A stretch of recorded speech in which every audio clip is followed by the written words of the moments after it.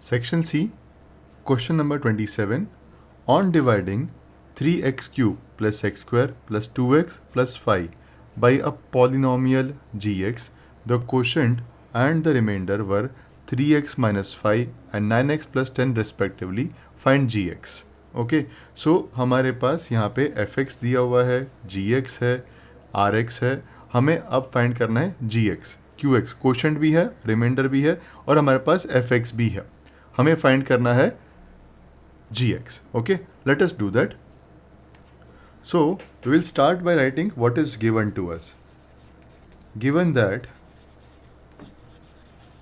अब जो भी कुछ हमारे पास है हम उसको यहाँ पे एन्यूमरेट कर देंगे so that solving the sum becomes easier for us. Okay, so given that fx, first हमारा आएगा fx. fx is equal to 3x cube plus x square plus 2x plus 5. Okay, हमारे पास fx है, हमने उसे यहाँ पे रिकॉर्ड कर लिया. Late us go ahead now. qx here is 3x minus 5 and rx here is 9x plus 10. gx is not known to us and we have to find that. So let us begin the sum. So we can straight away, हमारे पास एक formula है fx is equal to gx into qx plus rx. Yes, fx is equal to gx into qx plus rx. हम वो note कर लेते हैं यहाँ पे. fx is equal to gx into qx plus rx.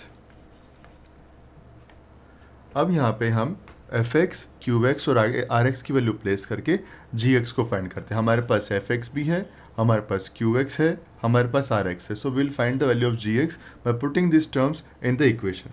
Late us do that. So 3x cube plus x square plus 2x plus 5 is equal to gx, that is not known to us, into qx. qx is 3x minus 5 plus rx, that is 9x plus 10. Okay, so अब हमें gx कैसे मिलेगा? हमें gx अब मिलेगा जब हम fx में से पहले rx को माइनस कर देंगे और उसको हम qx से डिवाइड करेंगे. सो हम ये हमारा टर्म अननोन है, इसको हम लेफ्ट हैंड साइड में लेके आते हैं along with 3x minus 5. So gx into 3x minus 5 is equal to 3x cube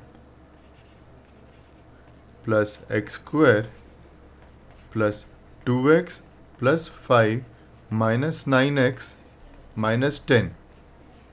Okay, so gx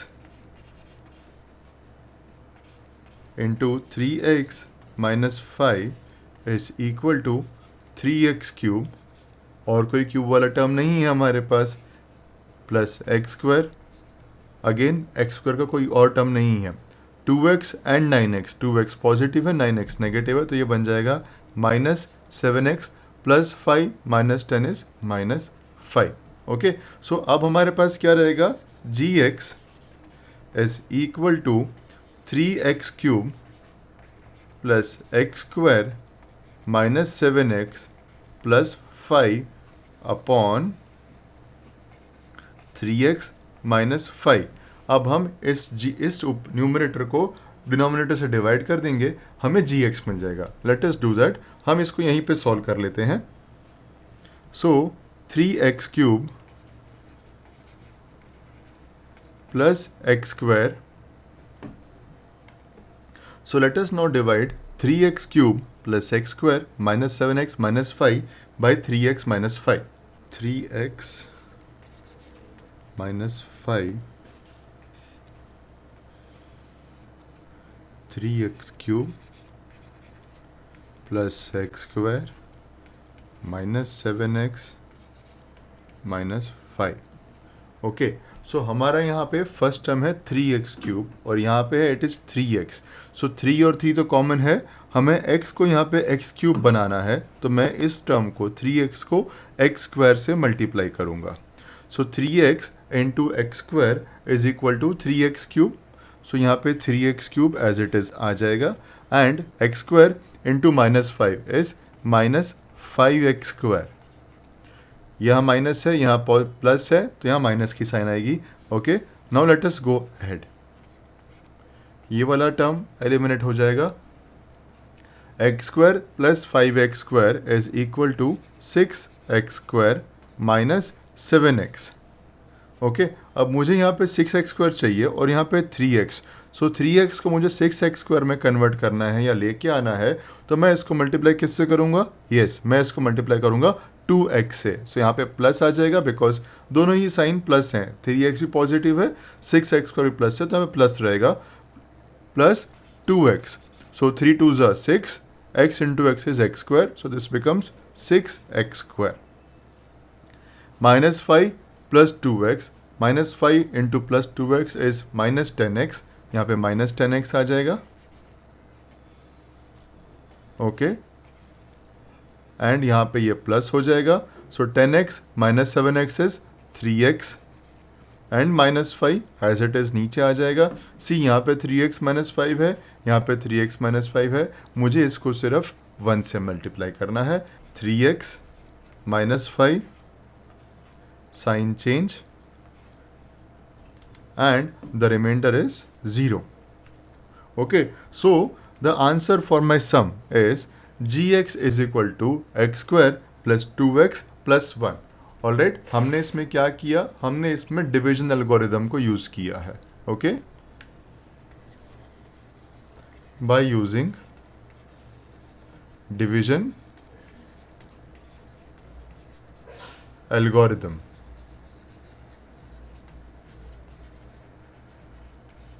Okay, so the answer is gx is equal to x² plus 2x plus 1. Let us write this and conclude the sum. Gx is equal to x² plus 2x plus 1. x² plus 2x plus 1, and this is the answer.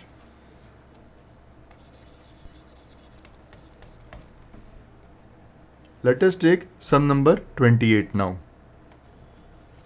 Question number 28. Sum of areas of two squares is 468 meters square. If the difference of their perimeters is 24 meter, find the sides of two squares. Okay, so यहाँ पे हमें दो squares दिए गए हैं. We have given two squares and the addition of their areas is 468 meter square and the difference in their perimeters is 24 meter. We have to find the side of two squares. Okay, so हम पहले यहाँ पे कुछ चीज़ों को assume करेंगे. Okay, so let us first assume that the side of the first square is x meter and the side of the second square is y meter. Let the side of first square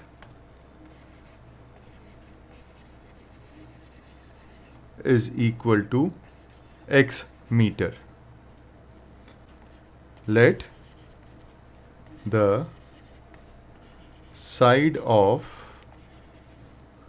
second square is equal to y meter. Now हमारे पास side का हमने जो है assumption ले लिया कि ये side है फर्स्ट स्क्वायर की और ये साइड है सेकेंड स्क्वायर की.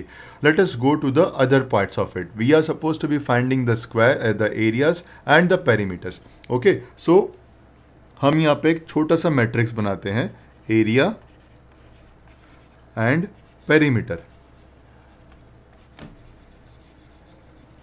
ओके, यहाँ पे आ जाएगा मीटर स्क्वायर और यहाँ पे आ जाएगा मीटर.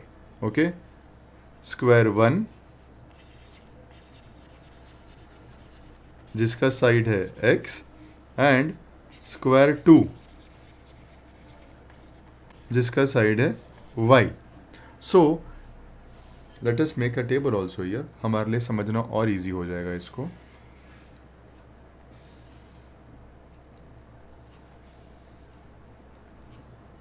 ओके ये हमने टेबल बना दी है.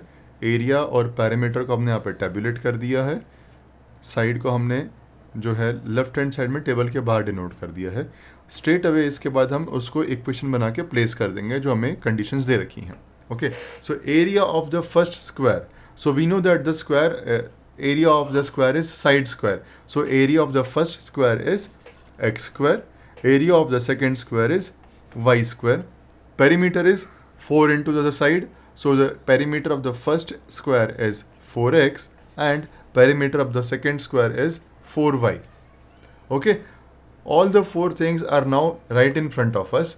We just have to place the equation. So the sum of areas of two square is 468. So this plus this is 468 and the difference of the perimeter is 24 meter. इन दोनों का difference 4x और 4y का difference 24 है. x square और y square का addition हमारे पास है 468 meter square. Let us place this in the equation and solve the sum. अब हम यहाँ पे अपने equations लिख देंगे. So x square plus y square, that is the square of the two square, the area of the two square is 468 and the difference of their perimeter, so 4x minus 4y is equal to 24. Okay, now we have got this. अब हम इसको solve करते हैं equations को. हम इस equation को और भी सिंप्लीफाइड फॉर्म में लिख सकते हैं. This is 4x minus 4y is equal to 24. So x minus y is equal to 6 और maybe therefore x is equal to 6 plus y. Okay x की वैल्यू आ गई. अब हम यहाँ पे उसको प्लेस कर देंगे and then will find. So putting the value of x, putting value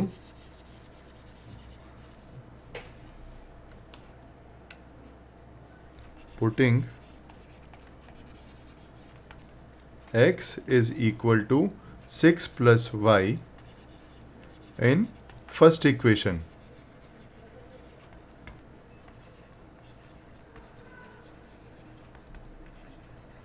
Okay, and the first equation is x square plus y square is equal to 468. Therefore x की जगह पे हमें लिखना है 6 plus y. So this will become 6 plus y whole square plus y square is equal to 468. So a plus b whole square is a square, that is 36 plus 2ab. 2 into 6 is 12 into y is 12y plus y square, a square plus 2ab plus b square यानी कि y square plus y square is equal to 468. Okay so अब ये वाला 36 यहाँ पे जा सकता है. 2y square, 12y जो मिडिल टर्म है वो वैसा का वैसा रहेगा plus 36 minus 468 is equal to 0. So 2y square plus 12y minus 432 is equal to 0. अब यहाँ पे सब में 2 कॉमन है. हम इस पूरी इक्वेशन को 2 से डिवाइड कर देते हैं अब. So this will become y square plus 6y minus 216 is equal to 0. Okay अब हमें इसको फैक्टराइज करना है. हमें y की 2 वैल्यूज मिलेंगी, हमें वो चेक करनी है. So this can be factorise with splitting the middle term as y square minus plus 18y minus 12y minus 216 is equal to 0.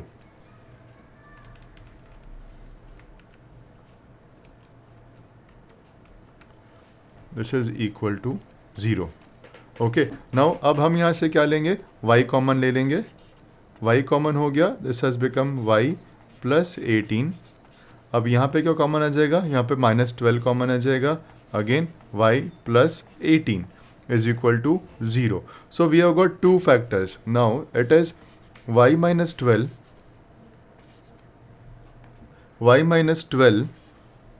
into y plus 18 is equal to 0. Okay, सो अभी y की दो possible values क्या हो सकती हैं, y is either equal to 12 और y is equal to -18.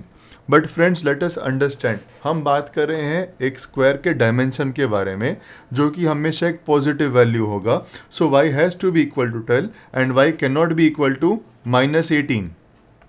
ये नहीं हो सकता. So y is equal to 12. So अब y हमें 12 मिल गया है. Let us find out what is the value of x. So x is equal to 6 plus y, so x is equal to 18. Okay, so we also know that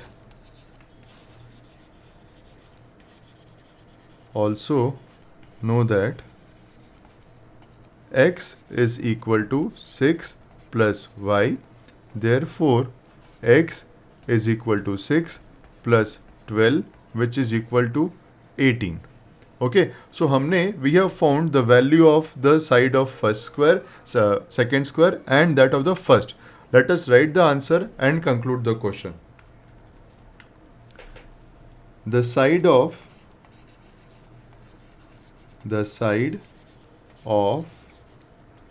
first square is equal to 18 meters and the side of second square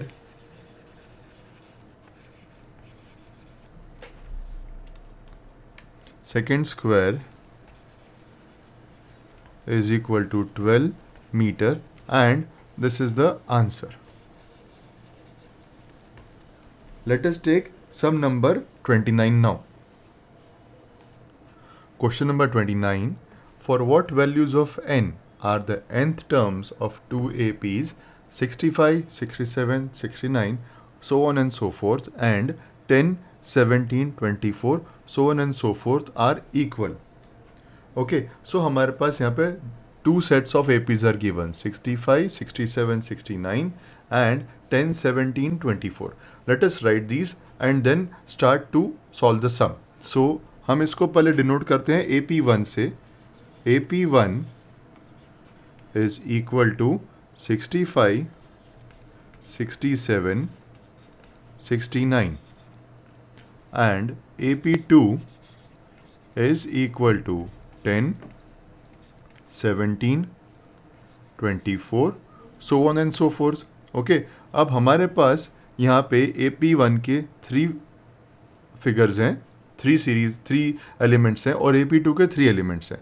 हमें यहाँ पे इन 3 terms के basis पे ये find out करना है कि इन दोनों का nth कौन सा वैल्यू होगा जो nth टर्म में इक्वल होगा. Let us do that. So we know that the nth term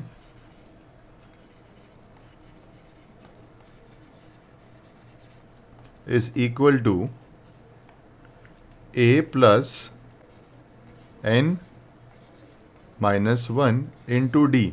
और ये दोनों के लिए कॉमन रहने वाला है फॉर्मूला. हमें nth टर्म यहाँ की भी फाइंड करनी है, nth टर्म यहाँ की भी फाइंड करनी है और उनको इक्वेट करना है ताकि वो इक्वल आए. Okay, so let us first right what is a in the AP1. a in the AP1 is the first term, that is 65, and a in the AP term 2 is 10, that is the first term here. d, common element d क्या, common difference d क्या है, 65, 67, 69. d is equal to 2 and here d is equal to 10, 17, 24, d is equal to 7. n हमें पता नहीं है, हमें equate करना है.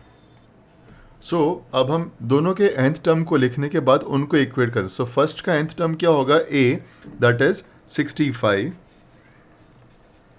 प्लस n माइनस 1, n हमें नहीं पता क्या है, minus 1 into D that is equal to 2। यहाँ पे सेकेंड जो हमारे पास सीरीज है उसमें nth टर्म कैसे निकलेगा? Again a that is 10 plus n minus 1, n हमें नहीं पता क्या है, into d that is 7 and these two are equal. Let us rewrite it and solve this ताकि हम इसे properly कर सकें.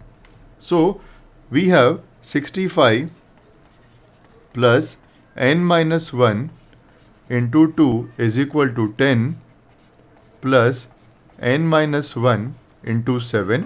अब इसको सॉल्व कर देते हैं. 65 एज इट इज आ जाएगा यहाँ पे.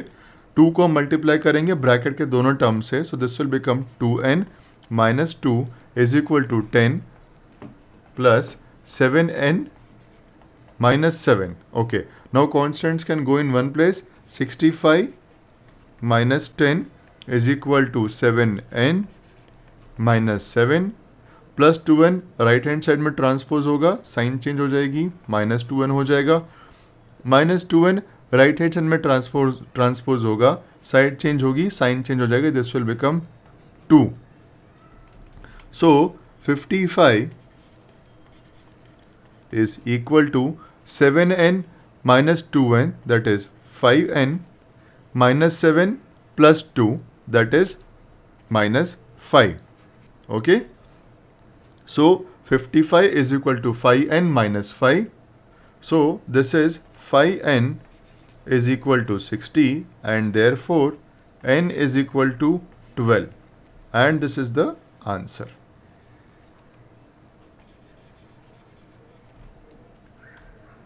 Let us write the answer and conclude the sum. So, for n is equal to 12, nth term for both the APs will be same.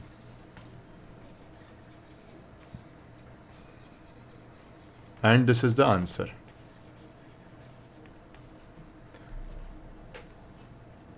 Let us take sum number 29, which is given in option of this sum. Question number 29. Find the sum of all the terms of the AP minus 2, minus 5, minus 8, so on and so forth till minus 227. So friends, यहाँ पे हमको एक AP दिया गया है, series दी गई है arithmetic progression की, जिसमें एलिमेंट्स हमारे पास कुछ इस तरीके से हैं. Minus 2, minus 5, minus 8, so on and so fourth till minus 227. हमें यहाँ पे जितने भी एलिमेंट्स हैं इस सीरीज़ के, उनका एडिशन फाइंड करना है. ओके.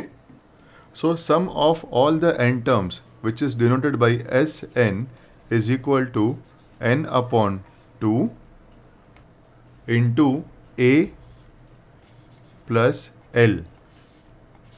Okay, जहाँ पे a is the first term, l is the last term, n is the number of terms जो कि हमारे पास नहीं है. तो हम Sn को फाइंड करने के पहले n फाइंड करेंगे, the nth number of terms find करेंगे.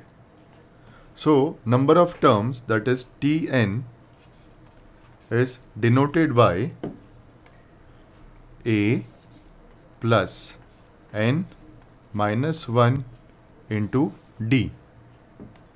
So this is equal to minus 227 जो कि हमारा लास्ट टर्म है, is equal to a, that is the first term, and the first term is minus 2 plus n minus 1 as it is.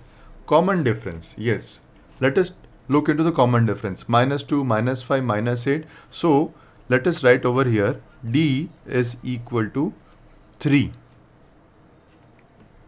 But क्या ये सही है? हमारे पास यहाँ पे माइनस 5 और ये माइनस 2 है. Okay, so minus 5 minus minus 2 is minus 5 plus 2. So d has to be minus 3. Yes, because हमें नहीं भूलना है कि हमारे इस सीरीज़ के सारे एलिमेंट्स नेगेटिव हैं. सो d यहाँ बन जाएगा minus 3. Okay, so Tn, that is the last term, minus 227 is equal to minus 2 plus n minus 1 into common difference 3, that is minus 3. Okay, so -227 and ये 2 यहाँ पे हम लेफ्ट साइड में shift कर देंगे, ट्रांसपोज कर देंगे, सो ये +2 हो जाएगा. So this will become -225. -225 is equal to n minus 1 into -3. Okay, so n minus 1 is equal to -225 upon -3, which is equal to 75, and therefore n is equal to 76. So हमने n find out कर लिया है. Now let us go to the first part, जहाँ पे हमें sum find करना है, ये वाला part. And sum n is equal to n upon 2 into a plus l. Let us write that now. So Sn is equal to n upon 2 into a plus l. N upon 2 is 76 upon 2 into a plus l. अब ये क्या होगा? -2 -227. Okay, and Sn is equal to 38 into -229. This is equal to -8702. So sum of the elements of the AP given is -8702. Let us write the answer and conclude the sum. So sum of all the terms of the AP -2, -5, -8 up till -227 is -8702.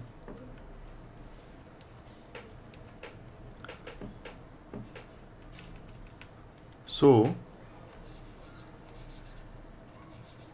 sum of all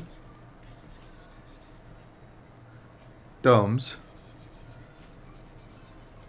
of AP arithmetic progression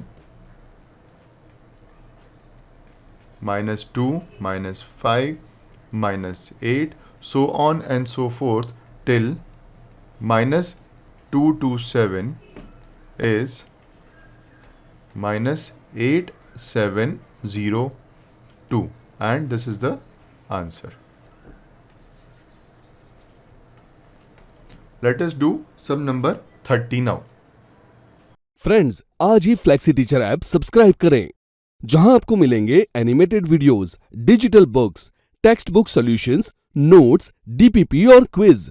और हाँ, flexi teacher app mobile, TV और computer पर available है. और अगर आपके पास internet नहीं है तो तुरंत ऑफलाइन सेट टॉप बॉक्स के लिए संपर्क करें. Flexi teacher, the one you needed.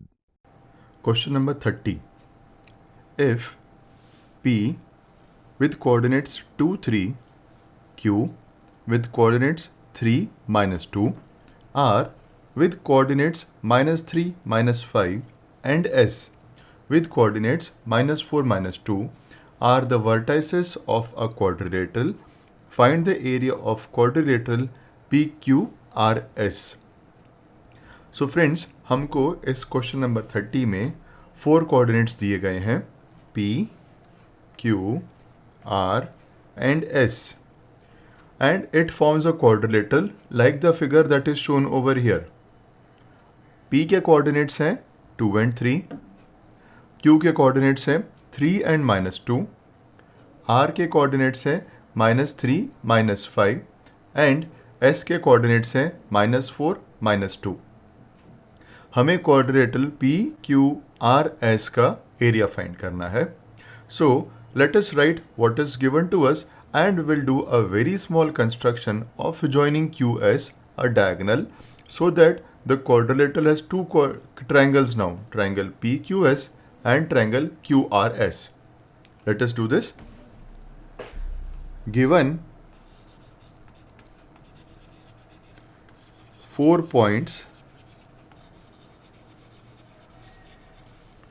with coordinates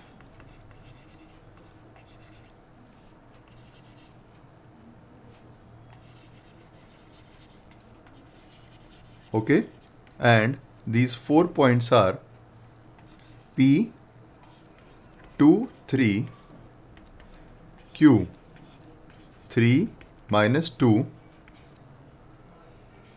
R,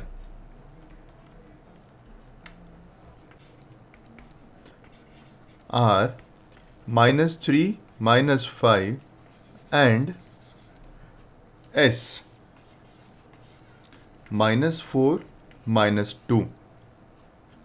So let us draw the figure as per the given diagram. हमने ऐसे diagram draw कर लिया है. 4 points हमने दे दिए P, Q, R, S with the coordinates that is given. Now join SQ to form two triangles,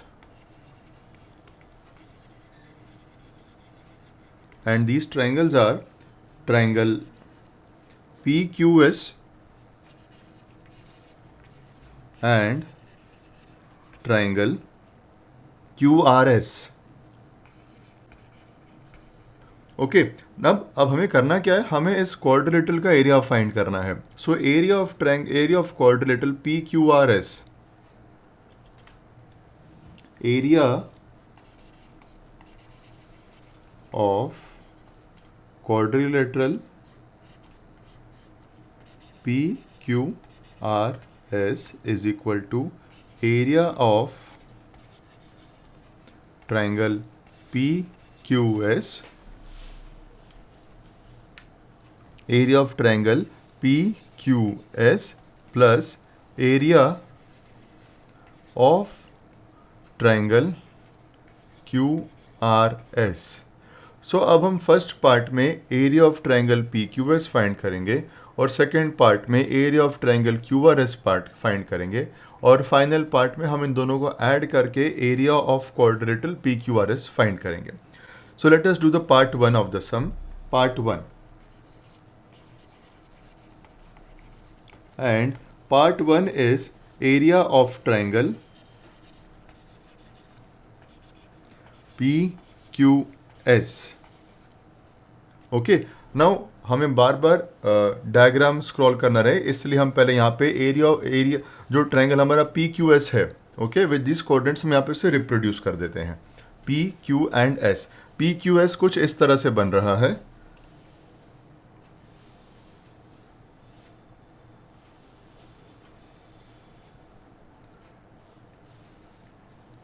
okay, ये बन गया हमारा PQS. Let us note the coordinates. P is 2, 3. This is point P and this is 2, 3. Q is 3 minus 2, 3 and minus 2, and S is minus 4 minus 2. Okay, हमने क्या किया, हमने quadrilateral को 2 parts में डिवाइड कर दिया. Okay, and these two parts which are not equal are triangle PQS, which is reproduced over here, and we'll find the area of triangle PQS. And the second part is the other triangle, जिसको हम next half में solve करेंगे और दोनों का area find करेंगे. दोनों का area find करके हम दोनों को add कर देंगे, which will give us the area of quadrilateral PQRS. Let us find the area of triangle PQS now. So friends, हम जानते हैं area of triangle क्या होता है. सो area of triangle is half base in height. ये तब होता है जब हमारे पास एक स्ट्रेट अवे ट्रायंगल दिया गया है, बट हमें यहाँ पे दिए गए हैं कोऑर्डिनेट्स. 3 कोऑर्डिनेट्स हमारे पास हैं और हमें इन 3 कोऑर्डिनेट्स को ज्वाइन करके जो ट्रायंगल मिला है उसका एरिया फाइंड करना है. अब इन कोऑर्डिनेट्स की हेल्प से जब हम एरिया ऑफ ट्रायंगल फाइंड करते हैं तब हम ये वाला फॉर्मूला 1/2 बेस इंटू हाइट इसको यूज़ नहीं करेंगे. हम एक अलग फार्मूला को यूज़ करेंगे जो कि यहाँ पे मैं आपके लिए लिख रहा हूँ. सो area of triangle, area of triangle is equal to 1/2 into x1 into y2 minus y3 plus यहाँ पे x1 आ गया है, यहाँ पे आ जाएगा x2 इंटू y2 y3 आ गया, अब y3 y1 हो जाएगा y3 minus y1 plus x1 x2 x3 into y1 and y2, y1 minus y2. Okay, and ये वाला ब्रैकेट अब क्लोज, इसको बिग ब्रैकेट कर देते हैं. अब हम यहाँ पे इस इक्वेशन में जहाँ पे हमने फॉर्मूला लिया है एरिया ऑफ ट्रायंगल का 1/2 into x1 into y2 minus y3 plus x2 into y3 minus y1 plus x3 into y1 minus y2, इन सब जगह पर मैं वैल्यूज पुट करके इसको सॉल्व करता हूँ. Let us do that now. So this will become 1/2 as such. I will make a big bracket here. x1, let us start from p. अगर मैं p से स्टार्ट कर रहा हूं तो मेरा फर्स्ट पॉइंट है p, तो मेरा x1 बनेगा ये 2. सो मैंने यहां पे लिख दिया 2. y2 माइनस y3, सो ये x1 है, ये x2 है, ये y1 है, ये x2 है, ये y2 है, ये x3 है, ये y3 है. Let us write it. x1 y1, x2 y2, x3 and y3. Okay, so 2 into y2 minus y3. y2 है -2 माइनस y3 माइनस y3 क्या है -2. अगेन यहाँ पे ये, सो 2 यानी x1 इंटू y2 यानी कि y2 यानी -2 एंड y3 इज अगेन -2. तो यहाँ पे माइनस आ गया, एंड बिकॉज ये माइनस है मैंने इसको ब्रैकेट में लेके ये वाला ब्रैकेट भी क्लोज कर दिया. अब हम इस फॉर्मूला के सेकेंड पार्ट पे आते हैं, जो कि है x2 into y3 minus y1. सो यहाँ पे प्लस की साइन, हमने फॉर्मूला को एज इट इज पैरेलल ले लिया है नीचे. x2 फ्रेंड्स मैंने यहाँ पे लिया है -4. ओके, सो यहाँ पे ये रह जाएगा -4 into y3 is -2 minus y1 क्या है मेरे पास 3. सो दिस इज 3 ओवर हियर. ये ब्रैकेट भी क्लोज. अब मैं आ जाऊंगा थर्ड पार्ट पे इस फॉर्मूला के, जो कि है x3 into y1 minus y2. So x3 is 3 into y1 is 3 minus y2 minus y2 है -2. ओके, सो फ्रेंड्स ये मैंने फॉर्मूला ले लिया है यहाँ पे. अब मैं इसको सॉल्व करता हूँ. So let us do this. This is 1/2 into 2 -2 and +2 0, so this becomes 0 plus -4 as it is लिख लेते हैं इसको. -2 -3 is -5 plus 3 as it is. 3 minus 2 minus -2 is 3 plus, so 3 plus 2 is 5. Bracket close over here. So this is 1/2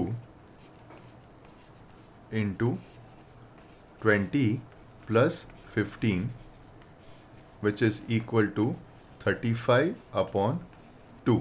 So area of the first triangle is found. हमने क्या किया है, हमने area of triangle PQS find कर लिया. Now in the same way we'll find the area of triangle QRS. Let us go and name it as part 2, area of triangle QRS. Part 2, area of triangle QRS. So QRS कैसा है हमारे पास figure में, QRS हम ये figure में नीचे draw कर लेंगे. Area of triangle QRS. Okay, RS. So the triangle is something like this, QRS. Okay, अब हम इसके कोऑर्डिनेट्स को भी नेम कर देते हैं यहाँ पे QRS के. Q, R and S. Okay. Now Q is what? Let us see this. Q is 3 and -2. We have it in this diagram. Q is 3 and -2.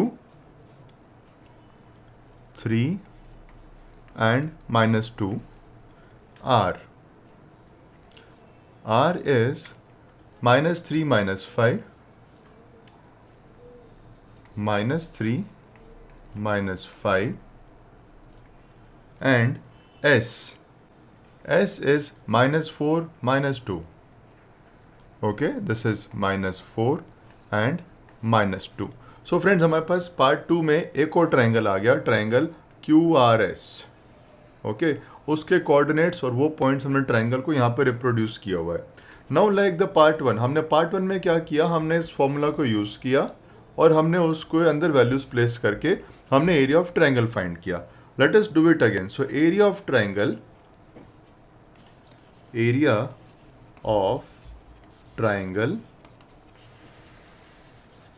is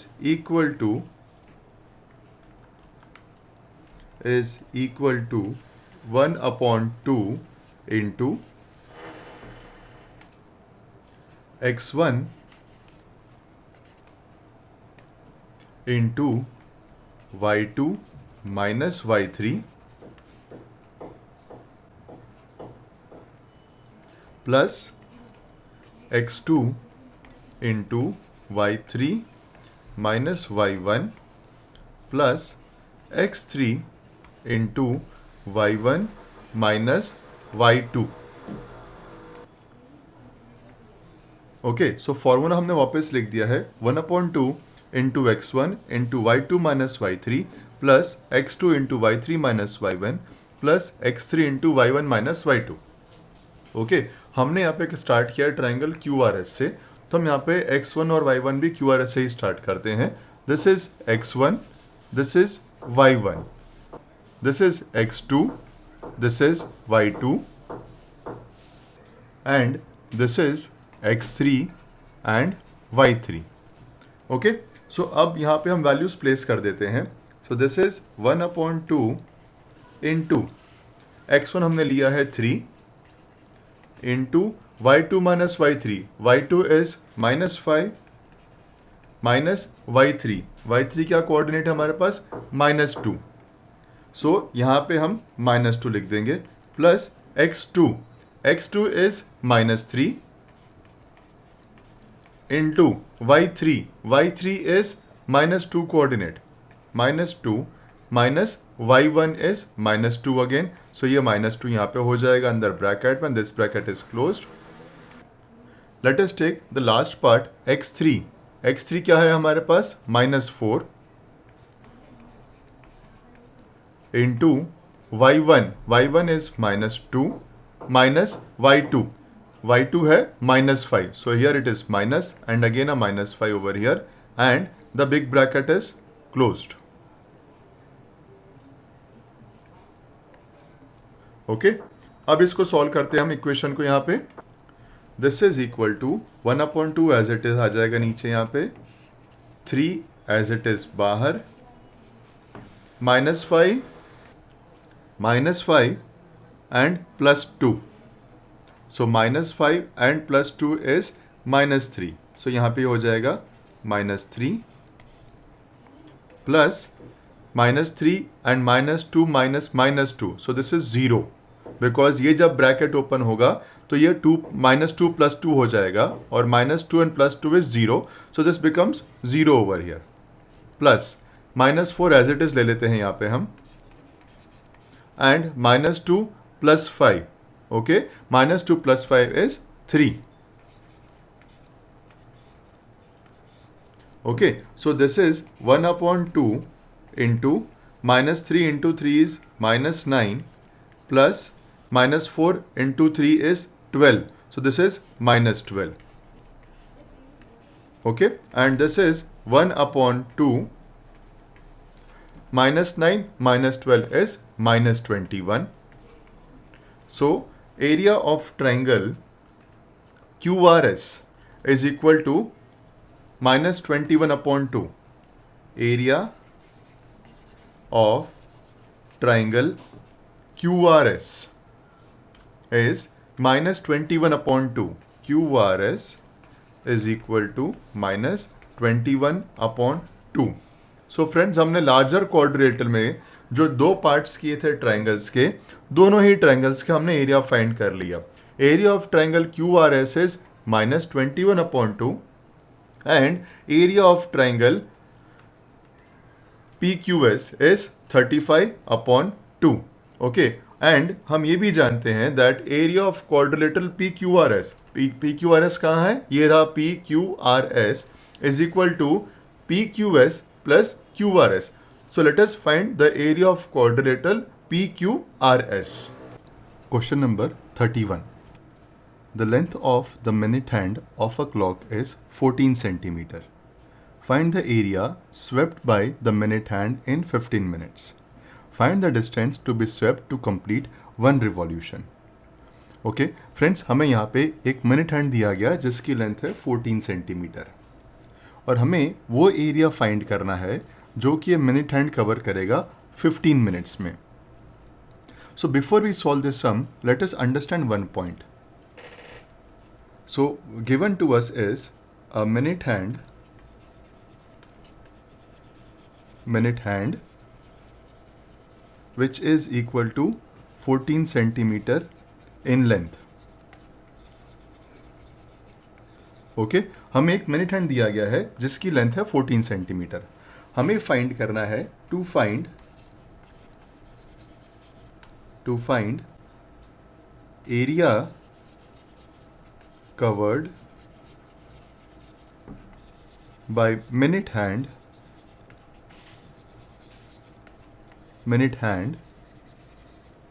in 15 minutes. Okay, so अब हम एक point understand करते हैं कि एक minute hand full circle जब complete करता है तो वो 360 डिग्री घूमता है. Okay, so a minute hand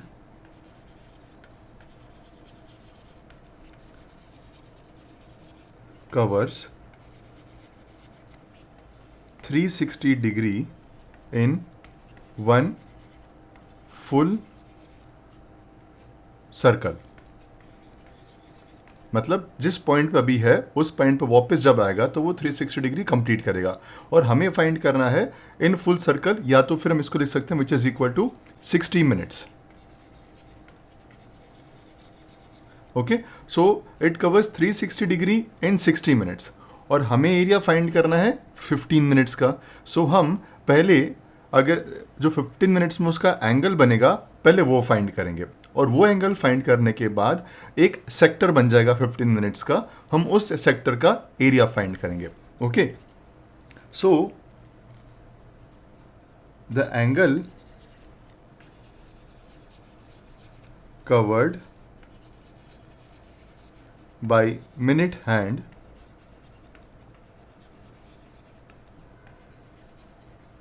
in 15 minutes is equal to, अब 360 डिग्री में 60 मिनट्स है, सो 15 मिनट्स में कितना होगा हमें वो देखना है. So this would be, so अगर हम इस एंगल को थीटा कंसिडर करते हैं, so theta would be equal to 360 degree into 15 upon 60. So this will become 4 and theta is equal to 90 degree. हमने फर्स्ट पॉइंट यहाँ पे अपना फाइंड आउट कर लिया है कि 15 मिनट्स में वो मिनट हैंड जो एंगल कवर करेगा वो होगा 90 डिग्री, यानी कि वो बनाएगा एक राइट एंगल. ओके, अब राइट एंगल अगर है 90 डिग्री उसका थीटा है तो हमें अब एरिया ऑफ सेक्टर फाइंड करना है. अब हम वो फाइंड करते हैं एरिया ऑफ सेक्टर जो कि हमें हमारे क्वेश्चन का आंसर देगा. Late us find the area of sector now. So area of sector, because जब हम एरिया ऑफ सेक्टर फाइंड करेंगे हमें वो एरिया मिलेगा जो कि ये मिनट हैंड 15 मिनट्स में कवर कर रहा है.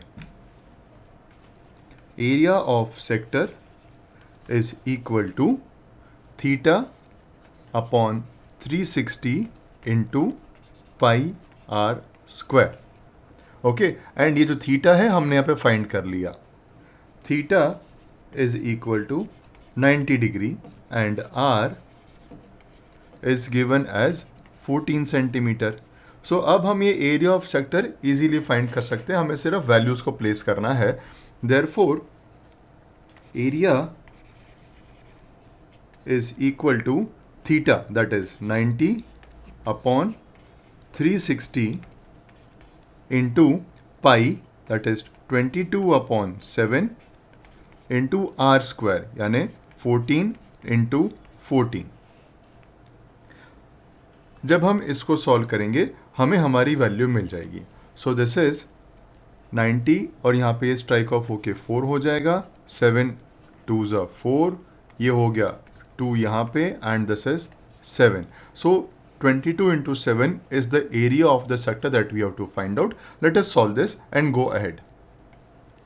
So this is equal to 154, and because ये area है इसका यूनिट हो जाएगा centimetre square. So the area swept by minute hand in 15 minutes is 154 centimeter square. ये हो गया हमारे फर्स्ट पार्ट का answer. Let us see what is the second part of the question. The second is find the distance swept to complete one revolution. मतलब primarily हमसे क्या मांगा जा रहा है, सरकमफेरेंस. पूरा डिस्टेंस वही होगा जो सरकमफेरेंस है. सो सरकमफेरेंस का फॉर्मूला क्या है, हम वो लगा के ये वाला आंसर भी फाइंड आउट कर लेते हैं अब. So part 2 is distance to be swept to complete one revolution. So distance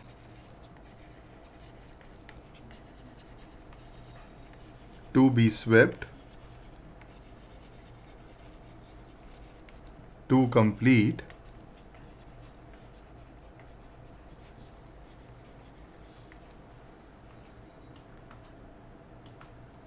one revolution.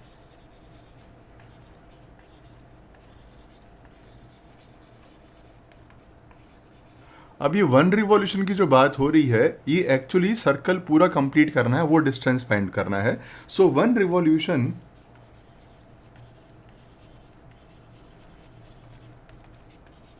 Is equal to circumference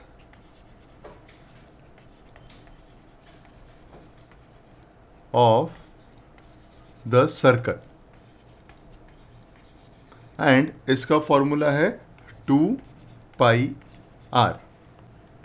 okay, r की वैल्यू हमारे पास है, that is 14 centimeter. So this is 2 into 22 upon 7 into 14. 7 2 ज़ा 14 and 2 2 ज़ा 4 into 22 is 88 centimetre. Friends, ये circumference है, ये area नहीं है, तो इसका यूनिट सिर्फ सेंटीमीटर रहेगा. And this is the answer.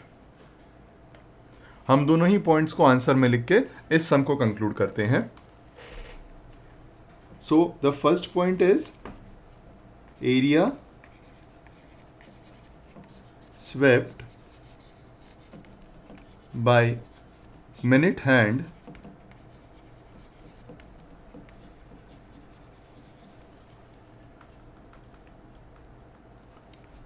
Of length 14 centimetre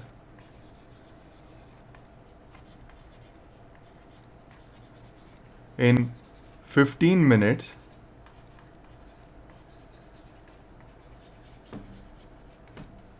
is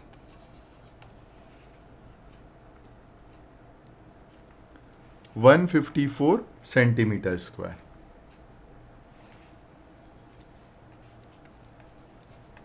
154 centimeter square. And number 2, distance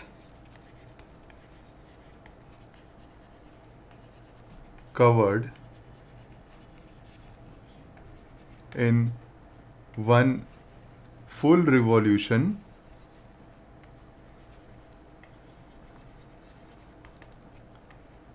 is equal to 88 centimeter, and this is the answer. Let us take the next sum, जो कि 31st sum में इसी के option में है. Let us go ahead. Question number 31. In the given figure, OACB is quadrant of a circle. OACB is a quadrant of a circle with center O and the diameter is 7 centimeter. If OD is 2 centimeter, find the area of quadrant OACB and the area of the shaded region. Friends, हमें यहाँ पे एक diagram दिया गया है जो कि एक क्वाड्रेंट है एक सर्कल का, और क्वाड्रेंट का नाम है OACD। वो सर्कल जिसका डायमीटर 7 सेंटीमीटर है, और इस क्वाड्रेंट में जो हमारे पास OACB दिया हुआ है उसमें AD 2 सेंटीमीटर है। हमें फाइंड करना है इस क्वाड्रेंट का एरिया और इस शेडेड रीजन का area. Let us start by writing what is given to us. Given quadrant OACB of a circle with center O। Okay, हमें एक सर्कल का क्वाड्रेंट दिया गया है जो कि है OACB। Diameter of the circle दिया हुआ है। Diameter of the circle is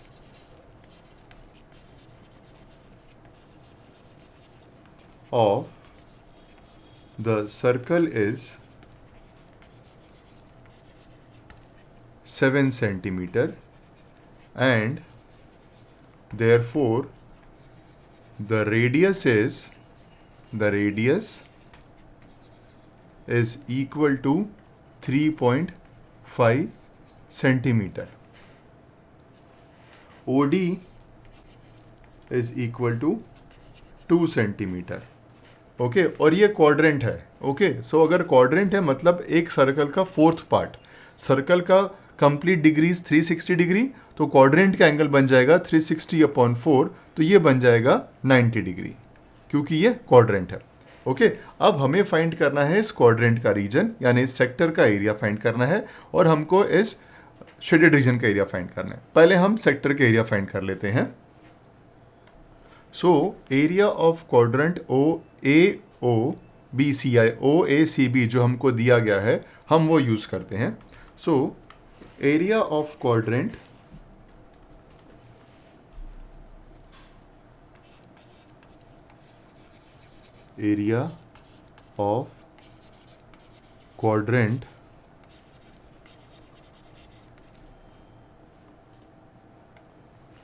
OACB is equal to theta upon 360 into pi r square। Theta हमारे पास है 90 डिग्री,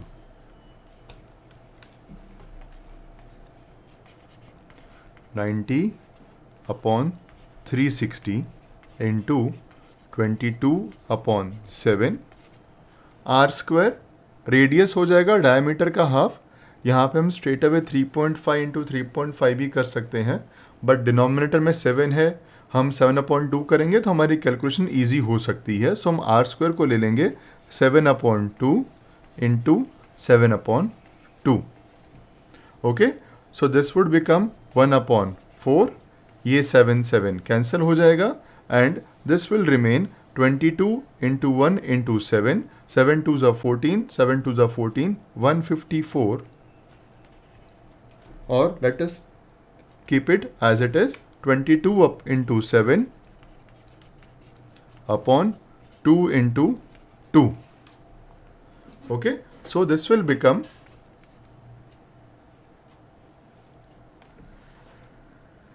into 4 भी आ जाएगा because ये 1/4 है, so this will become 4 into 2 into 2. Okay, so this will become 77/8 centimetre square. Remember friends, ये area find किया है हमने। कैसे फाइंड किया? θ/360 ले लिया। थीटा 90 डिग्री है बिकॉज वो क्वाड्रेंट दिया गया है, सो 360 का 1/4 90 बन जाएगा वहाँ पे, इंटू पाई आर स्क्वायर। पाई है 22/7 इंटू आर स्क्वायर 7/2 इंटू 7/2। सो जब हम इसको सिंप्लीफाई कर दे रहे हैं तो हमारे पास क्या बच रहा है? 22 इंटू 7 जो न्यूमरेटर में रह गया, और डिनोमिनेटर में 4 इंटू 2 इंटू 2। सो 2 11 से यहाँ पे हो जाएगा, सो 77 बच गया, और डिनोमिनेटर में 4 इंटू 2 यानी 8 बच गया। So area of quadrant OACB is equal to 77/8 centimetre square. Now let us see what is the second part of the question. Second part of the question हमसे ये पूछ रहा है कि ये जो शेडेड रीजन है इसका एरिया क्या होगा. ओके, सो सी हमारे पास यहाँ पे OD की लेंथ है 2 सेंटीमीटर, OB हमारा रेडियस बन जाएगा और हम जानते हैं ट्राइंगल का एरिया कितना होता है 1/2 base into height. So base is 3.5 into 2 height हो गया. टोटल सेक्टर में से, टोटल क्वाड्रेंट के एरिया में से जब हम ट्राइंगल का एरिया रिमूव कर देंगे तो हमें शेडेड रीजन मिल जाएगा. हम वही करेंगे अभी. Late us do that. Number 2, area of the shaded region. Area of shaded region. This is equal to area of quadrant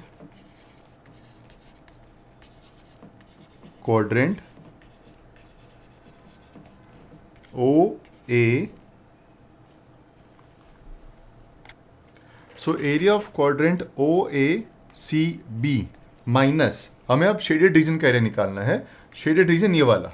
okay, so full quadrant निकाल लिया OACB minus area of triangle ODB. जब हम ये remove कर देंगे इस quadrant में से तो हमें शेडेड रीजन का एरिया मिल जाएगा. So minus area of triangle ODB. Area of triangle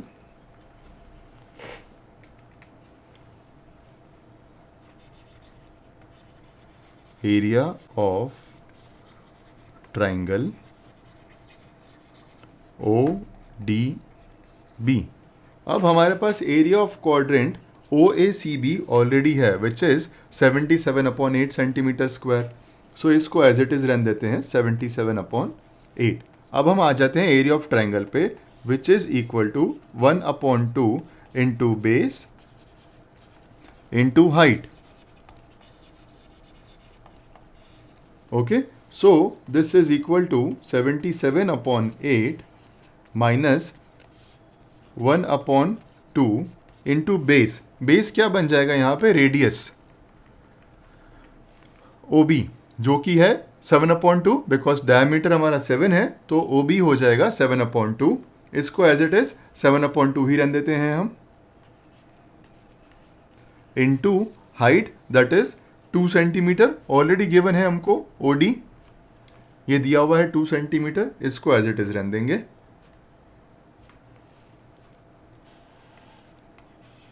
Okay, so this will become 77/8 minus ये 2 और 2 कैंसिल हो जाएगा, रह जाएगा 7/2. अब इसको सिंप्लीफाई कर देते हैं. हम एलसीएम सेम ले लेंगे डिनोमिनेटर में, तो यह बन जाएगा 8/77 माइनस 2 को हम 8 से मल्टीप्लाई, 8 लाने के लिए 4 से मल्टीप्लाई करेंगे तो यहाँ पे 7 को भी 4 से मल्टीप्लाई करेंगे. This will become 28.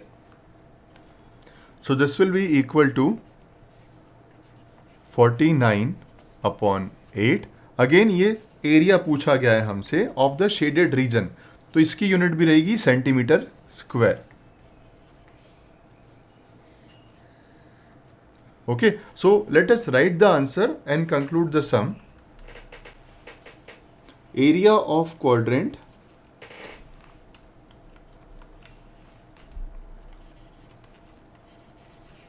area of quadrant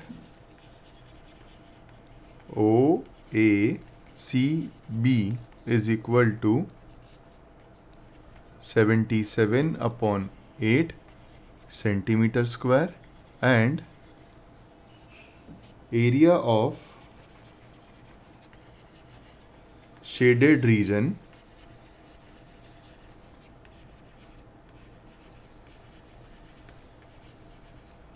is equal to 49/8 centimeter square. और ये हो गया हमारा answer.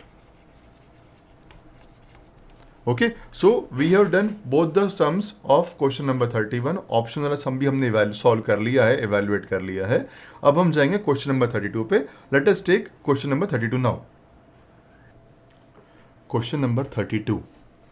A vessel is in the form of a hollow hemisphere mounted by a hollow cylinder. the diameter of the hemisphere is 28 centimeter and the total length of the vessel is 26 centimeter. हमें दिया गया है diameter is equal to 28 centimeter and the total length is given as 26 centimeter. हमें इस vessel का inner surface area find करना है. Okay, so let us go by what is given to us. See, the first thing that is given to us is diameter of the hemisphere is 28 centimeter. Given that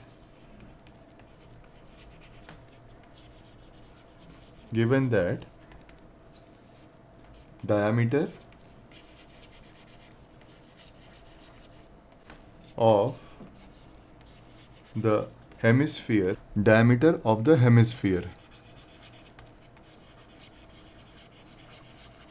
is equal to 28 centimeter and total length हमें दी है of the vessel. Okay, so total length of the vessel.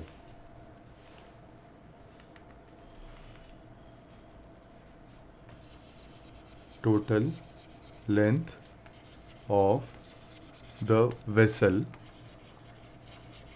is equal to 26 centimeter. Okay, now since diameter is 28 centimeter, therefore radius of the hemisphere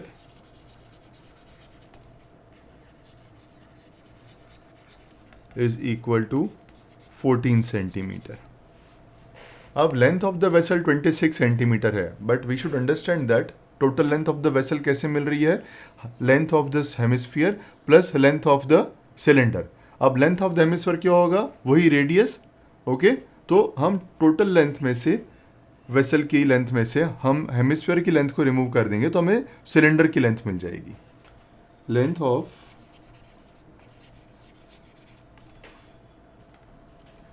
length stroke height, height भी कर सकते because cylinder की height रहती है. Height of cylinder is equal to 26 minus 14 which is equal to 12 centimetre. So अब हमारे पास cylinder की height आ गई है. रेडियस ऑफ हेमिस्फीयर यही बन जाएगा रेडियस ऑफ सिलेंडर भी, बिकॉज सिलेंडर को हमने हेमिस्फीयर के ऊपर माउंट किया गया है. ओके, अब हमें क्या फाइंड करना, let us see that we have to find the inner surface area of the vessel. So उसके लिए क्या करेंगे, पहले हम curved surface area of the hemisphere निकालेंगे और curved surface area of the cylindrical portion निकालेंगे. दोनों निकालने के बाद हम जब दोनों को ऐड करेंगे तो हमें मिलेगा इनर सरफेस एरिया पूरा. Okay, so inner surface area of the vessel, inner surface area of the vessel is equal to curved surface area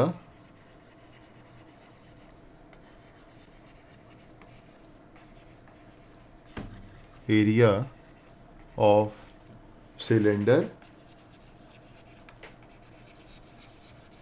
plus curved surface area of hemisphere. अब हम वन बाय वन ये दोनों parts find करेंगे. हम start करते हैं curved surface area of cylinder से. So curved surface area of cylinder, curved surface area of cylinder is equal to 2 pi r h. Okay, and this is equal to 2 into 22 upon 7 into r. हमने find out किया था hemisphere का r जो होगा वही cylinder का भी r बन जाएगा, that is 14 centimetre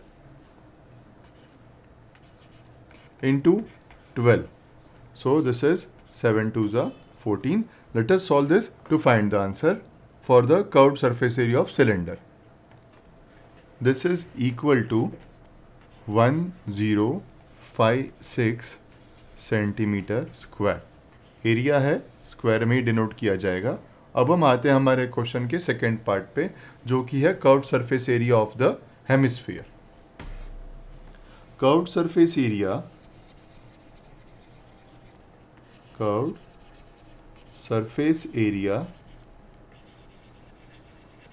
of hemisphere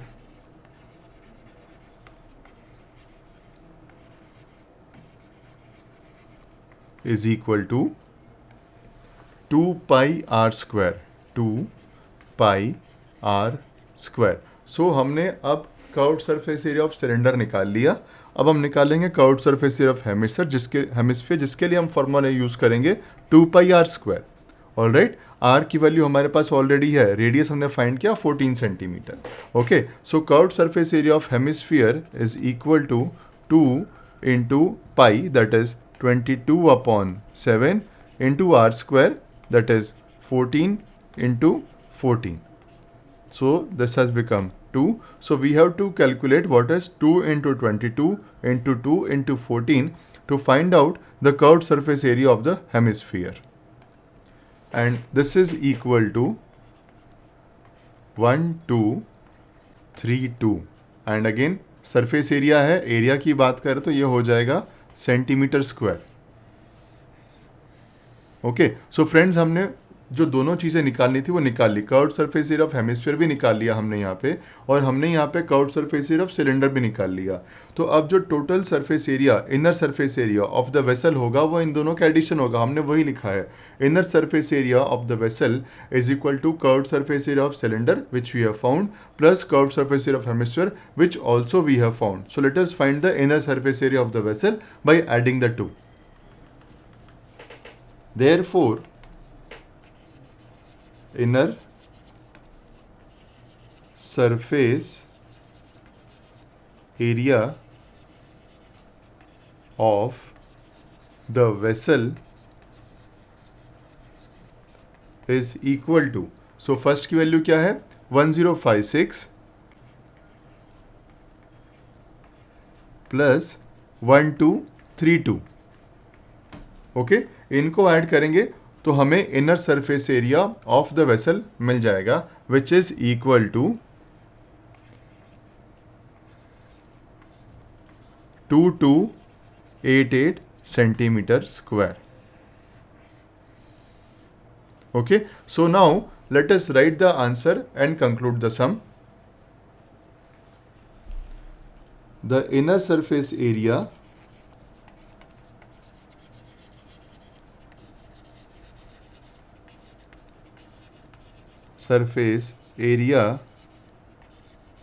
of the given vessel is 2288 centimeter square, and this is the answer. Now friends, let us take the next question, question number 33. Let's take question number 33. The following frequency distribution shows the ages of 100 persons. Find the median of the data. So age in years 20 to 30, number of persons is 15. Age in years 30 to 40, number of persons is 16. Age in years 40 to 50, number of persons 38. Age in years 50 to 60, number of persons 15. Age in years 60 to 70, number of persons 9. And age in years 70 to 80, number of persons 7. Okay, सो हमारे पास यहाँ पे एक frequency distribution दिया गया है friends, और हमको median find करना है इस डेटा का. मीडियन फाइंड करने के लिए इस डेटा का हम इस टेबल को रिकंस्ट्रक्ट करेंगे with age, number of persons and with an additional column of cumulative frequency. Let us do it. वो कैसा बनेगा हम वो बना के देखते हैं अभी. So reconstruct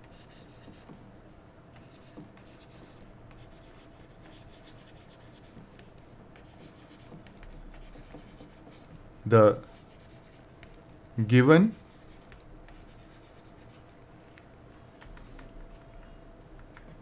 frequency distribution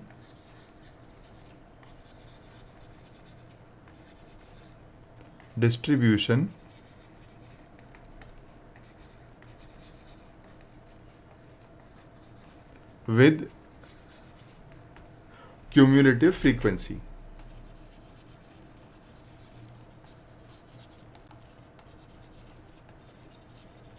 Cumulative frequency.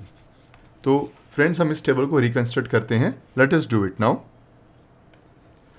Friends हमने यहाँ पे टेबल ड्रॉ कर दी है जो हमें प्रिपेयर करनी थी क्यूमुलेटिव फ्रीक्वेंसी कॉलम के साथ. क्लास का कॉलम हमने ऑलरेडी फिल कर दिया है. अब हम फ्रीक्वेंसी और क्यूमुलेटिव फ्रीक्वेंसी साथ साथ साइमल्टेनियसली डालते जाएंगे. सो क्लास जब एज हमारी 20 से 30 है तो उसकी फ्रीक्वेंसी है 15. सो नाउ क्यूमुलेटिव फ्रीक्वेंसी भी 15 ही बनेगी. नेक्स्ट क्लास जो कि एज ग्रुप है 30 से 40, वहाँ फ्रीक्वेंसी है 16. सो यहाँ पे क्यूमुलेटिव फ्रीक्वेंसी बनेगा 15 प्लस 16 31. नेक्स्ट क्लास है जो कि एज ग्रुप है 40 से 50 और उसमें हमारी फ्रीक्वेंसी है 38 एंड क्यूमुलेटिव फ्रीक्वेंसी बनेगी 38 plus 31 that is 69. Next class interval हमारा है 50 से 60 का एज ग्रुप जिसकी फ्रीक्वेंसी है 15 15 and 69 is equal to 84. And then हमारा जो अगला क्लास इंटरवल है एज ग्रुप 60 टू 70 उसमें फ्रीक्वेंसी है 9 और यहाँ पे हो गया ये 93. And the last is 70 to 80 का एज ग्रुप जिसकी फ्रीक्वेंसी है 7 एंड क्यूमुलेटिव फ्रीक्वेंसी हो गई 100. सो हमारे पास नंबर ऑफ पर्सन्स 100 है. So this is equal to n. Cumulative frequency का जो टोटल आया है that is n that is equal to 100. अब हमें इस क्लास का इस फ्रीक्वेंसी डिस्ट्रीब्यूशन का मीडियन फाइंड करना है. वो कैसे फाइंड करना है आइए हम उसको आगे सॉल्व करते हैं. सो मीडियन फाइंड करने के लिए पहले हम मीडियन क्लास फाइंड करेंगे. और मीडियन क्लास कैसे फाइंड होगा, जो भी हमारा nth वैल्यू है उसको हम डिवाइड कर देंगे 2 से. सो हमारा मीडियन क्लास फाइंड करने के लिए मीडियन क्लास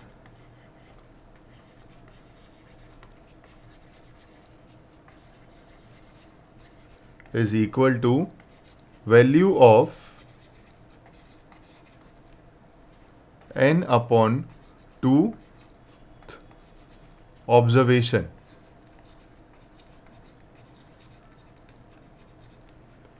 Okay.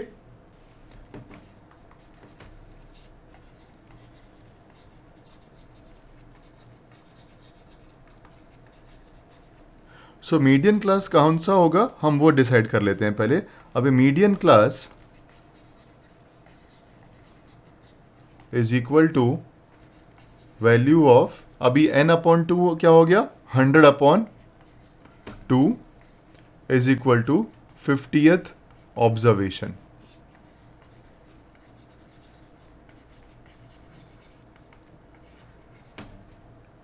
सो मीडियन क्लास वो होगा जिसमें हमारा ये 50th ऑब्जर्वेशन फॉल करेगा.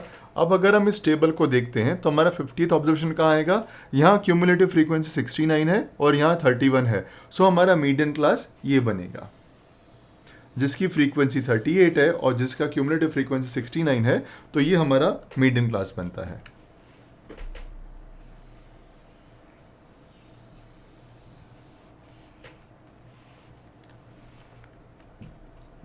Okay, so this is the median class. So median class is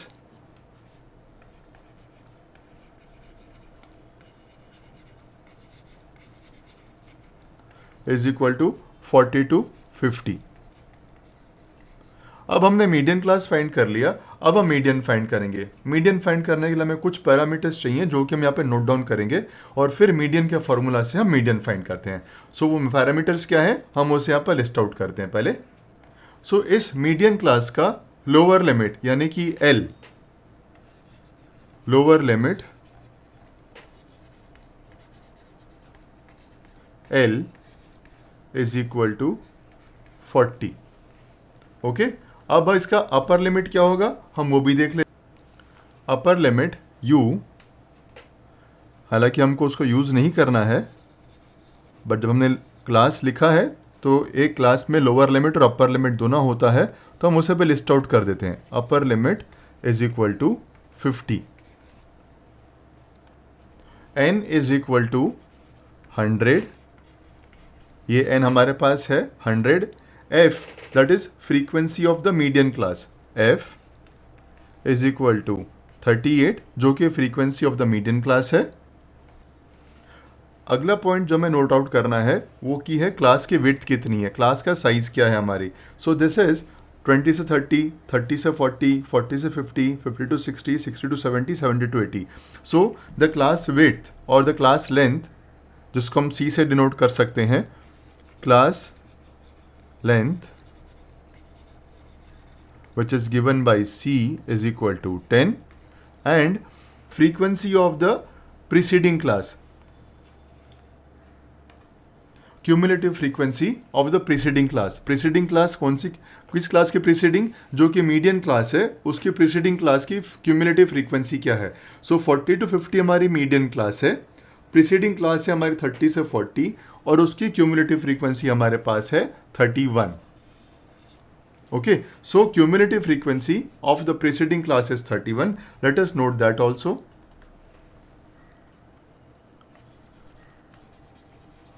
Cumulative frequency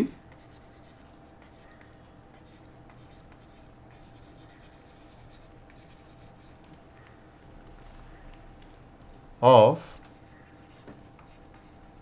preceding class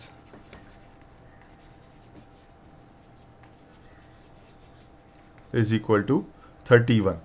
okay, so friends हमने यहाँ पे जो भी नेसेसरी पैरामीटर्स हैं वो लिस्ट आउट कर लिया. मीडियन क्लास हमने लिख दिया 40 से 50, लोअर लिमिट 40, n जो कि नंबर ऑफ पर्सन्स है 100, frequency of the median class is 38, class length is 10 and cumulative frequency of the preceding class is 31. अब आइए फ्रेंड्स हम मीडियन के फॉर्मूला से मीडियन फाइंड आउट कर लेते हैं.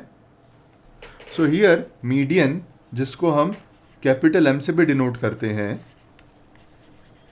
Median M is equal to L, L यानी कि lower limit of the median class, lower limit of the median class plus n upon 2, यानी कि number of people, number of observation जो हमारा total है, नंबर ऑफ पर्सन्स उसमें है वो 100 है, number of persons upon 2 minus cumulative frequency of the preceding class, जिसको हम यहाँ पे CF से डिनोट कर देंगे, upon F into the class interval, class length, that is C. Okay, so median की वैल्यू कैसे निकलेगी, L plus L is the lower limit of the median class plus n upon 2 that is 100 upon 2 minus CF cumulative frequency of the preceding class upon F यानी कि frequency of the median class into C that is the class length that is 10. सो अब हमें यहाँ पे सिर्फ values place करके उसको calculate करना है, जो कि बहुत ईजी है हमारे लिए. अब so L is equal to, we know that L is equal to 40. Let us write it over here. Will put the values. So 40 plus n upon 2 that is 100 upon 2 minus CF है 31 upon frequency of the median class. Frequency of the median class कितनी है, 38 into C that is 10. Okay, let us solve this further.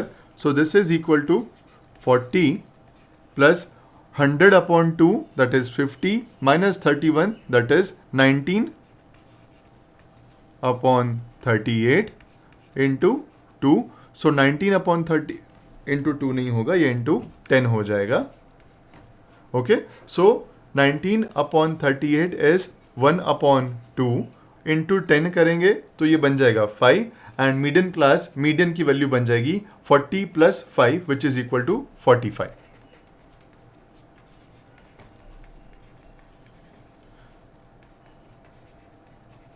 Therefore, median is equal to 45 and this is the answer.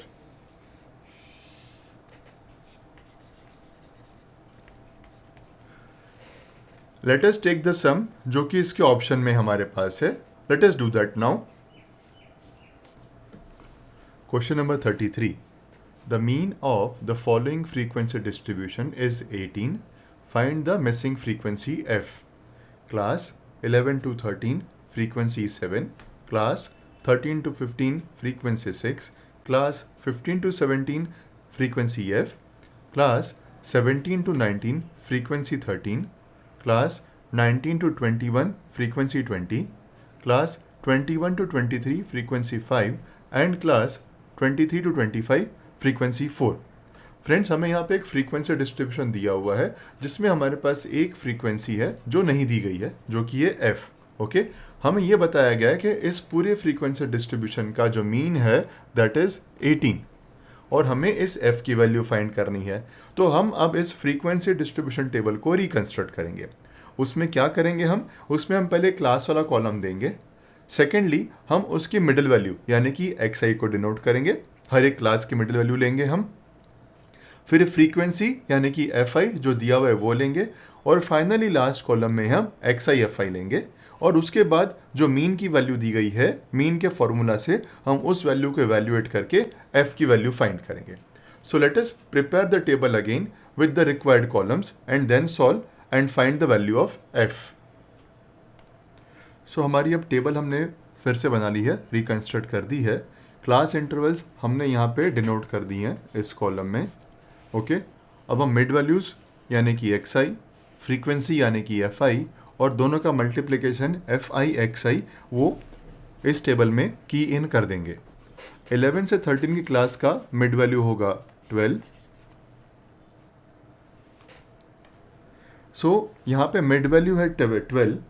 Class interval 11 से 13 का mid value 12 है.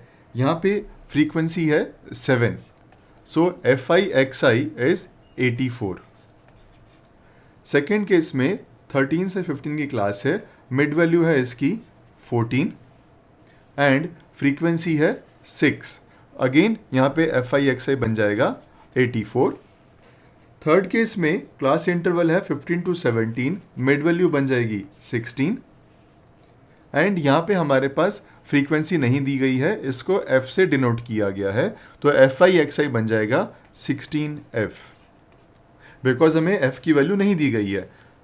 हम जब आगे mean के formula से इसको इवैल्यूएट करेंगे 18 से, क्योंकि मीन 18 दिया गया है, तब हम f की वैल्यू फाइंड आउट कर पाएंगे. नेक्स्ट क्लास इंटरवल है 17 से 19 जिसकी मिड वैल्यू बनेगी 18 एंड इसकी फ्रीक्वेंसी दी गई है हमको 13. fi xi बन जाएगा 234.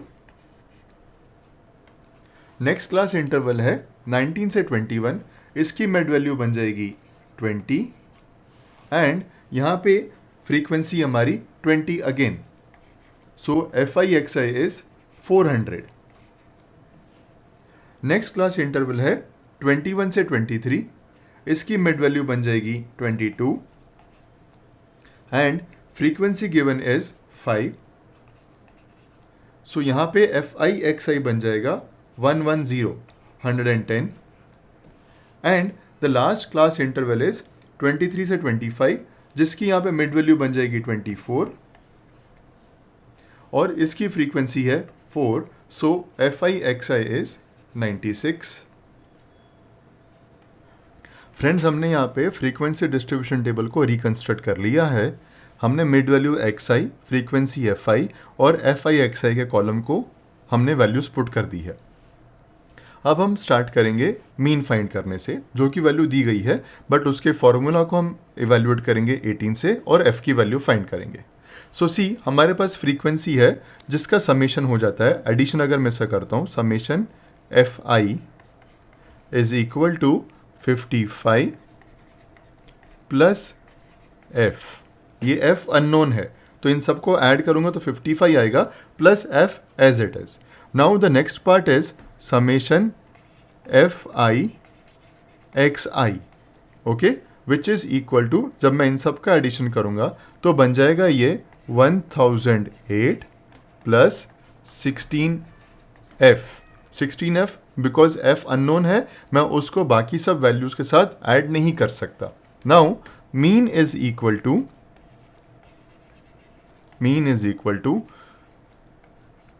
summation fi xi upon summation fi। Okay, so mean की वैल्यू क्या है, हमारे पास ऑलरेडी मीन की वैल्यू है जो हमें बताया गया है क्वेश्चन में, it is 18। So mean is equal to 18 which is equal to summation fi xi यानी कि 1008 plus 16f upon 55 plus f। अब इसको सॉल्व करता हूं मैं। So this is equal to 18 into 55 plus f is equal to 1008 plus 16f, and this is equal to 990 plus 18f is equal to 1008 plus 16f। Okay, so अब 18f और 16f एक side पे हो जाएंगे, 1008 और 990 एक साइड पे हो जाएंगे। सो this will become 18f minus 16f। क्यों माइनस? बिकॉज मैंने 16f की साइड चेंज करी है, तो मैंने उसकी साइन भी चेंज कर दी। Is equal to 1008 minus 990। Again minus मैं क्यों कर रहा हूँ? क्योंकि मैं 990 की प्लेस चेंज कर रहा हूँ। So this is equal to 2f is equal to 18, therefore f is equal to 9। Okay, so हमने यहाँ पे f की वैल्यू फाइंड कर ली। Let us write the answer and conclude the sum. The value of f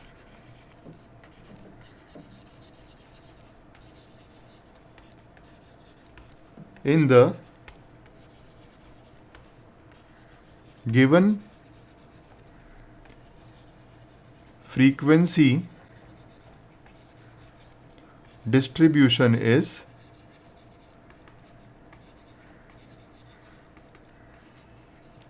is 9, and this is the answer.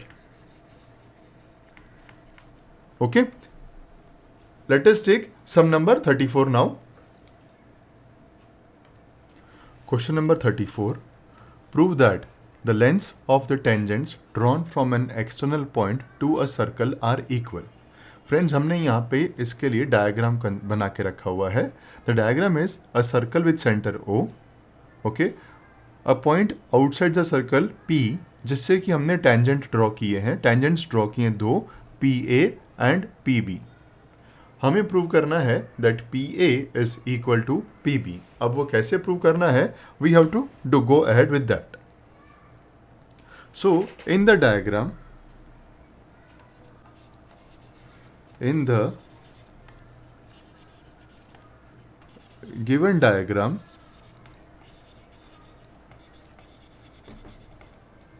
drawn as per question, okay, we have two triangles, triangle PAO and triangle PBO, triangle PAO and triangle PBO। Okay, हमें जब PA और PB को equal prove करना है तो उसके लिए हम इन दोनों ट्राइंगल्स को कॉन्ग्रुएंट प्रूव करेंगे, जिसके बाद ये दोनों साइड्स को हम इक्वल प्रूव कर पाएंगे। Okay, and to prove that, to prove PA is equal to PB. So now in these two triangles, ये जो ट्रायंगल की हम बात कर रहे हैं PAO and PBO, let us understand that OA और OB रेडियाई हैं सर्कल के, इक्वल होंगे। ये टेंजेंट्स हैं और ये रेडियस है। टेंजेंट और रेडियस का एंगल हमेशा 90 डिग्री होता है. So angle PAO and angle PBO ये भी आपके इक्वल होंगे which is equal to 90 degree. And ये जो आपकी आर्म है OP जो कि कॉमन आर्म है, दोनों में कॉमन है, सो ये भी इक्वल होगा. सो अब हमने एक साइड यानी कि OA और OB एंगल 90 डिग्री एक एक इक्वल प्रूव कर दिया. और हाइपोटेन्यूज अगर ये 90 डिग्री है तो ये हाइपोटेन्यूज है OP वो इक्वल है. सो हमने RHS प्रॉपर्टी से इन दोनों ही ट्रायंगल को कॉन्ग्रुएंट प्रूव कर दिया. आइए हम इसके पॉइंट्स लिख देते हैं. सो let us consider this triangles PAO and PBO. OA is equal to OB, radii of the circle.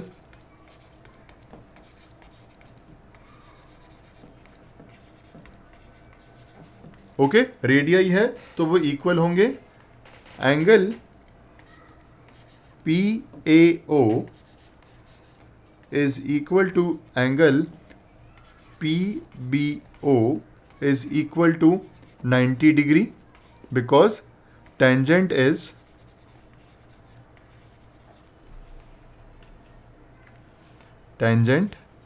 is perpendicular to radius.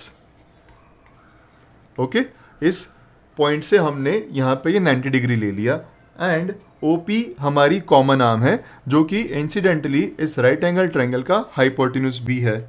So OP is equal to OP which is equal to common arm, common side of both the triangles.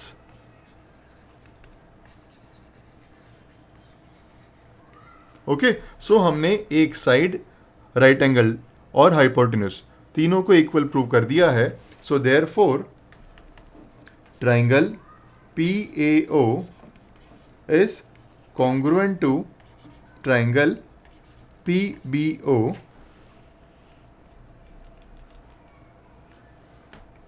PBO RHS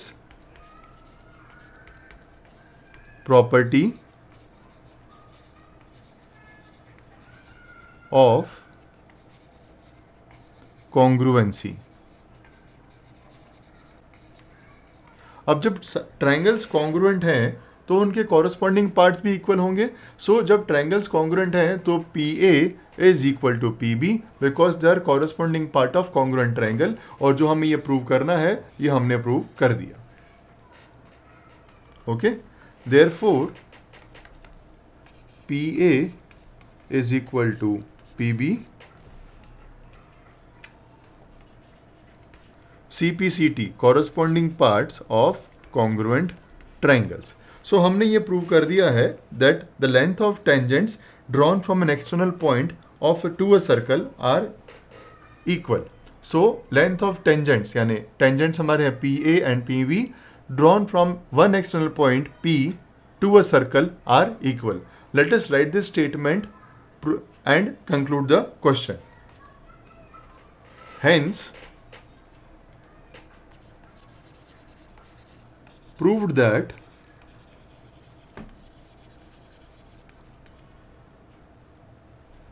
the length of tangents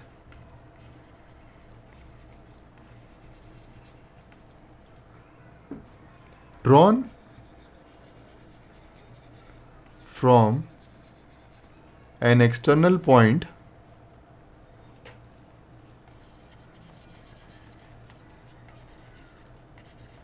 external point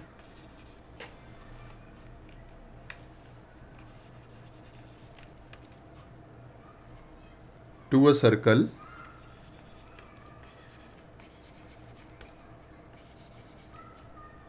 are equal. Okay, so by writing that PA is equal to PB, by proving that PA is equal to PB, हमने क्या prove कर दिया है that the length of tangents drawn from an external point to a circle are equal, and hence we conclude the sum over here. Let us take the next section and the sums in the next section. Friends, आज ही flexi teacher app subscribe करें, जहां आपको मिलेंगे animated videos, digital books, text book solutions, notes, DPP और quiz. और हाँ, flexi teacher app mobile, TV और computer पर अवेलेबल है। और अगर आपके पास इंटरनेट नहीं है तो तुरंत ऑफलाइन सेट टॉप बॉक्स के लिए संपर्क करें। Flexi teacher, the one you needed.